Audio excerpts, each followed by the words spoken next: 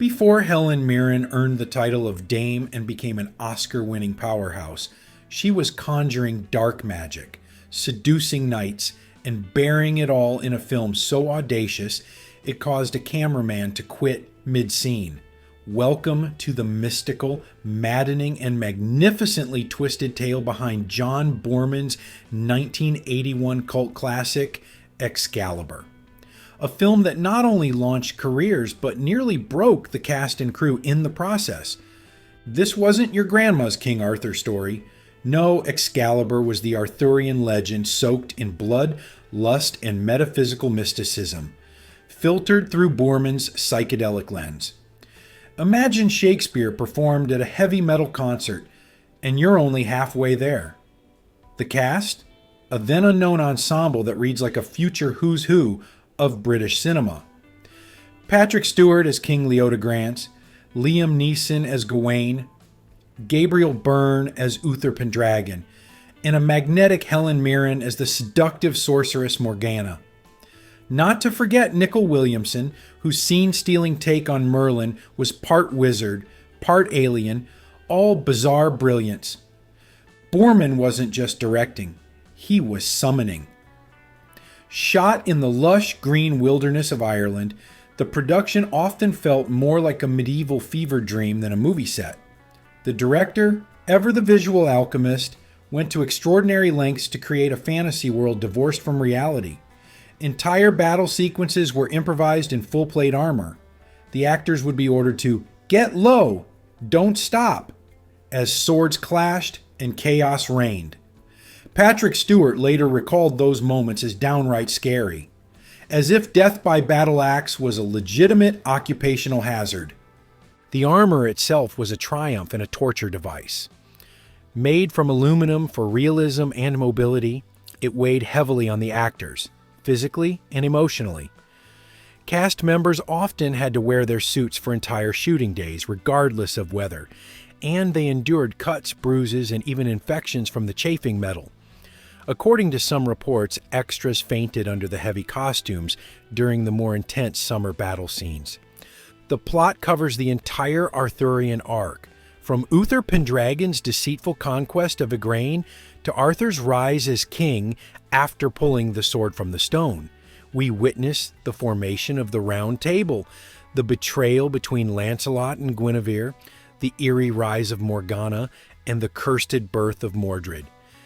It's mythic in scope and operatic in style.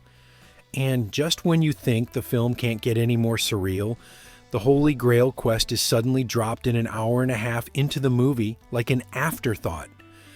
Hey, Percival, go find the Holy Grail might be one of the most abrupt plot turns in cinematic history. But behind the camera, the story gets even more bizarre. Take Gabriel Byrne, who had to film a love scene with Igraine, played by Boorman's own daughter, Katrina. Byrne later recalled the surreal humiliation of humping a cushion for an hour while drenched in sweat as the crew watched silently. Katrina, only 17 at the time, was surprisingly unfazed by the nudity or the scene, though she admitted it was likely more traumatic for Byrne and Corin Redgrave, who also shared an intimate scene with her. Once you've been shagged by a knight in armor, watched by your father, there's absolutely no looking back, she quipped. Then there's the tale of Nicol Williamson and Helen Mirren. Years before Excalibur, they clashed bitterly during a disastrous stage production of Macbeth. So when Boorman suggested casting Williamson as Merlin opposite Mirren's Morgana, she was aghast. But Boorman, ever the provocateur, believed their real-life tension would fuel on-screen chemistry. And it did. The two, initially at odds, ended up reconciling and delivering some of the most electrifying performances in the film. Not all magic moments came easy, though. Mirren described the film's dialogue as embarrassing during rehearsals. The cast struggled to bring the clunky lines to life, until Boorman's visionary lighting and visuals transformed the script into cinematic poetry. The enchanted green glow that bathed many scenes wasn't just post-production magic. It was created by reflecting green lights off every surface, to craft an otherworldly atmosphere inspired by Newton's optics. The film's look was also shaped by its strange production history. Before Boorman settled on Excalibur, he had spent years trying to adapt The Lord of the Rings. He even imagined the Beatles in the starring roles. Lennon as Gollum, McCartney as Frodo. Tolkien nixed the plan, but the extensive development wasn't wasted. Many of the surreal design choices in Excalibur were born from ideas first developed for Middle-earth. And let's talk about that infamous breastplate. Handmade by legendary armorer Terry English, it adorned Mirren during one of her most seductive scenes. Engraved with her name and the year, it went up for auction decades later with a price tag of $22,000, but didn't sell. Still, the legacy it carried was priceless. After all, how many breastplates can say they were used to seduce Merlin and expose the secrets of the universe? As strange as Excalibur is, its cultural legacy is undeniable. It didn't just put its stars on the map. Patrick Stewart, Liam Neeson, and Helen Mirren all went on to iconic careers. It also inspired filmmakers like Zack Snyder. Snyder often cites Excalibur as his favorite film, and it shows.